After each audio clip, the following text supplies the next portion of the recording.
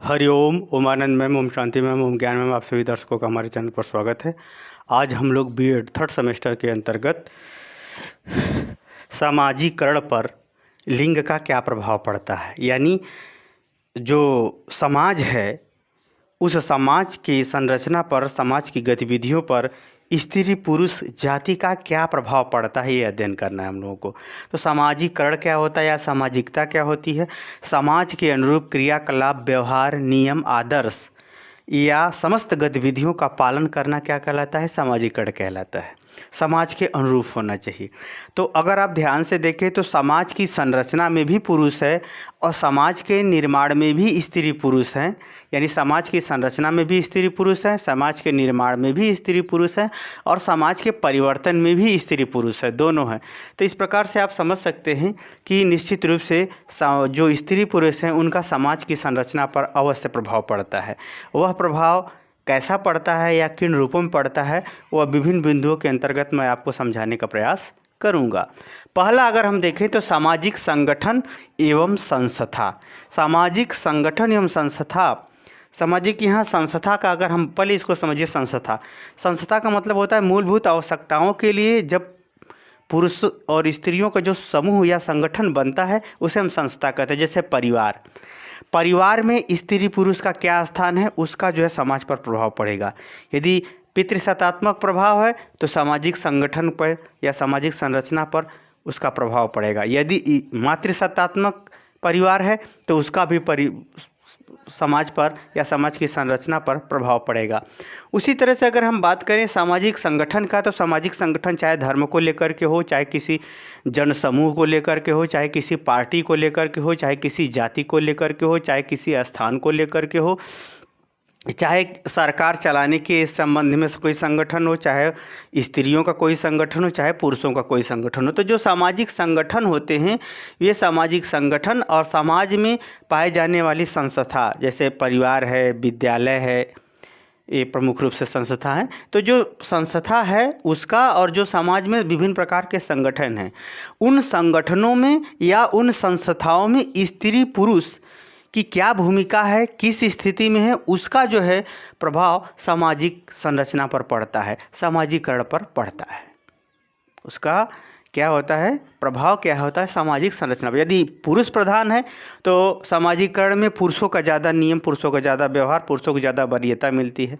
यदि स्त्रियां ज़्यादा प्रमुख हैं तो स्त्रियों का प्रभाव देखने को मिलता है। यदि दोनों हैं तो दोनों का प्रभाव संयुक्त रूप से देखने को मिलता है। परंतु स्वस्थ समाज के लिए स्त्री पुरुष दोनों की भूमिका पर्याप्त रूप में पद और स्थान के रूप में व्यवस्थित रूप से देखा जाना या होना अच्छा माना जाता है। यदि हम दूसरा बात करें संबंधात्मक गतिविधियों में क्या है, शासनात्मक स्वरूप में क्या है स्त्री पुरुष। जैसे शासन व्यवस्था के अंतर्गत अगर पुरुष ज़्यादा प्रधान है तो पुरुषों से संबंधित नियम कानून व्यवहार या सुरक्षा की बात ज़्यादा उसमें वर्णित या देखने को मिलेगी। अगर महिलाओं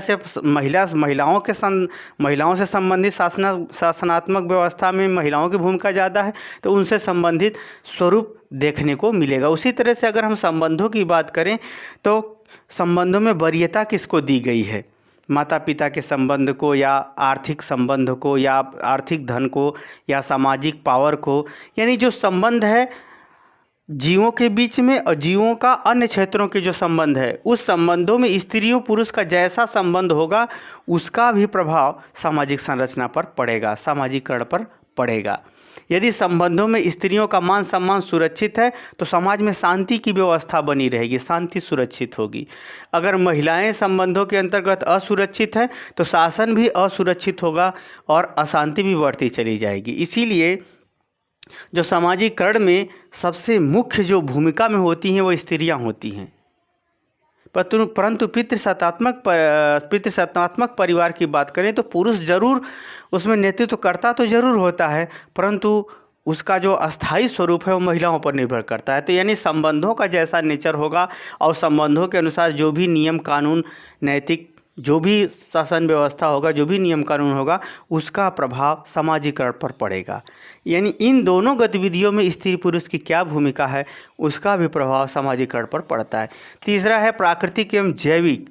जैविक संरचना, प्राकृतिक का मतलब पर्यावरण की स्थिति क्या है, भौगोलिक संरचना कैसी है, जलवायु कैसा है, और वहाँ की जलवायु जीवों के संदर्भ में किस प्रकार से सपोर्ट करती है, इसका भी प्रभाव देखने को सामाजिकरण के रूप में स्त्री पुरुष के रूप में देखने को मिलता है। उसी तरह से जैविक संरचना की बात करें तो वंशानुक्रम, यानी उसका नेचर कैसा है, वहाँ के पुरुषों स्त्रियों की नस्ल कैसी है, वहाँ के पुरुषों स्त्रियों का जो है एक प्रकार से जेनेटिक गुण क्या है, ये जो जीन्स के माध्यम से सब में समान रूप से देखने को मिलता है, वो सब का भी प्रभाव और प्राकृतिक प्रभाव दोनों का संयुक्त प्रभाव सामाजिकरण पर देखा जाता है स्त्री और पुरुष के माध्यम से। अगर स्त्री पुरुष काफ़ी बलवान हृष्ट-पुष्ट हैं तो निश्चित रूप से वहाँ लड़ाई झगड़ा कम होगा, शांति व्यवस्था बनी रहेगी, क्योंकि जहाँ आजीविका के लिए संघर्ष नहीं है वहाँ पर समाज का कुछ और स्वरूप होता है, जहाँ पर आजीविका के लिए संघर्ष है वहाँ का कुछ और स्वरूप होता है, जहाँ पर प्राकृतिक रूप से जीवों को संरक्षण मिला है वहाँ खुशहाली, प्रसन्नता, हरियाली अपने आप बनी रहती है, इस पुरुषों में भी और प्राकृतिक जीव जंतुओं वनस्पतियों में भी। इसी तरह से अगर हम देखें तो प्राकृतिक संरचना और जैविक संरचना जो वंशानुक्रम की वंश परंपरा या जो ग्रेगर जॉन मेंडल का दृष्टिकोण है उसके अंतर्गत स्वभाव से देखा जाता है। जैसे अगर कहा जाए तो जो बड़ा बालक हो या बड़ा लड़की हो तो वह जो है शील, संकोच, समझ का ज़्यादा इस्तेमाल करती है, इसके कारण से वह जो उसका स्वभाव दूसरा होता है। तो इस प्रकार से जैविक संरचना और प्राकृतिक स्थिति के आधार पर भी स्त्री पुरुष का प्रभाव सामाजिक संरचना पर पड़ता है। अगर हम बात करें शैक्षिक वातावरण की तो शैक्षिक वातावरण के अंतर्गत उस समाज की शिक्षा व्यवस्था कैसी है, उसमें शिक्षा व्यवस्था में स्त्री पुरुष का क्या स्वरूप है, स्त्री पुरुषों के विषय में क्या जानकारी, क्या प्रेरणा दी जा रही, क्या परिवर्तन की बात की जा रही है, क्या उसमें समाप्त करने की बात की जा रही है, किस प्रकार की परीक्षा ली जा रही है और किस प्रकार से उनको भविष्य के लिए तैयार किया जा रहा है, उन समस्त ज्ञान, व्यवहार और विज्ञान इत्यादि का भी स्त्रियों पुरुष के आधार पर समाज पर वह परिवर्तन व प्रभाव देखने को मिलता है। यानी सामाजिकरण के अंतर्गत शैक्षिक वातावरण भी स्त्री और पुरुषों के माध्यम से परिवर्तन लाता है या सुधार करता है।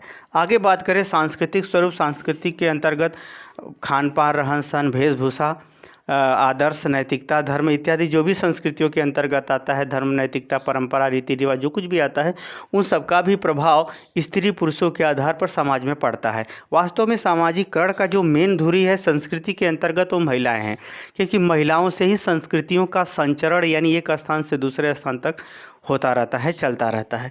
उसी तरह से अगर हम बात करें तो संस्कृतियों का भी जो अगर स्त्री महिलाएं संस्कृतियों के अंतर्गत प्रमुख होती हैं, यही कारण है कि जब परिवार स्तर पर कोई समस्या बनती है तो सामाजिक परिवर्तन बहुत तेज़ी से होता है। तो सांस्कृतिक जो स्वरूप है उसका भी गहन और व्यापक दृष्टिकोण प्रभाव स्त्री पुरुष के आधार पर समाज पर पड़ता है। यदि महिलाएं किससे संबंधित कोई समस्या है तो वो भी चर्चा का विषय बनता है, पुरुष से संबंधित समस्या है तो वो भी क्या बनता है, चर्चा का विषय बनता है। यानी ये कहें तो संस्कृतियों में महिलाएं प्रधान होती हैं और महिलाओं की जैसी स्थिति होगी वैसा वह संस्कृतियों के माध्यम से समाज का निर्माण कर देती हैं। तो यानी उनका भी प्रभाव स्त्री पुरुष का देखने को मिलता है। छठा है जनसंख्या। जनसंख्या की अगर हम बात करें तो जनसंख्या, अत्यधिक जनसंख्या या असंतुलित जनसंख्या, पर्यावरण के अनुपात में असंतुलित हो जनसंख्या यानी पर्यावरण के अनुपात में अत्यधिक जनसंख्या हो तो हर क्षेत्रों में ही समस्या का कारण बनती है या संघर्ष का कारण बनती है। तो जहाँ पर जनसंख्या अत्यधिक है वहाँ स्त्री पुरुष के रूप में जो है जनसंख्या अगर अधिक है तो निश्चित रूप से वहाँ संघर्ष, अशांति, लड़ाई झगड़ा, कलह क्लेश, राग द्वेष इत्यादि ज़्यादा देखने को मिलते हैं।